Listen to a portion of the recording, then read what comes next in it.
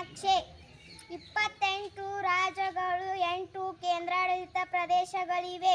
ನಾನು ಈಗ 28 ರಾಜ್ಯಗಳ ರಾಜಧಾನಿ ಹೆಸರು ಹೇಳುತ್ತೇನೆ.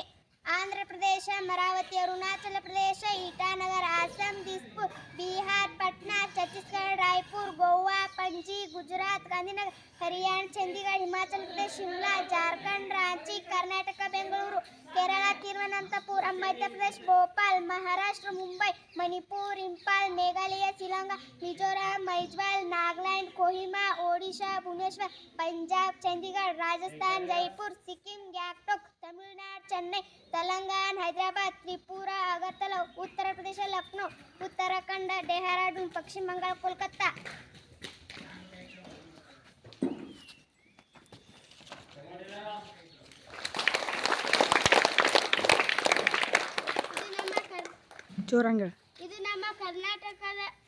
ಇದು ನಮ್ಮ ಕರ್ನಾಟಕ ರಾಜ್ಯದ ನಕ್ಷೆ. ಕರ್ನಾಟಕದಲ್ಲಿ ಒಟ್ಟು 31 ಜಿಲ್ಲೆಗಳಿವೆ. ಕರ್ನಾಟಕವನ್ನು 4 ಆಡಳಿತ ವಿಭಾಗಗಳಾಗಿ ವಿಂಗಡಿಸಲಾಗಿದೆ. ಬೆಳಗಾವಿ ಆಡಳಿತ ವಿಭಾಗ, ಬೆಂಗಳೂರು ಆಡಳಿತ ವಿಭಾಗ, ಕಲಬುರಗಿ ಆಡಳಿತ ವಿಭಾಗ, ಮೈಸೂರು ಆಡಳಿತ ವಿಭಾಗ.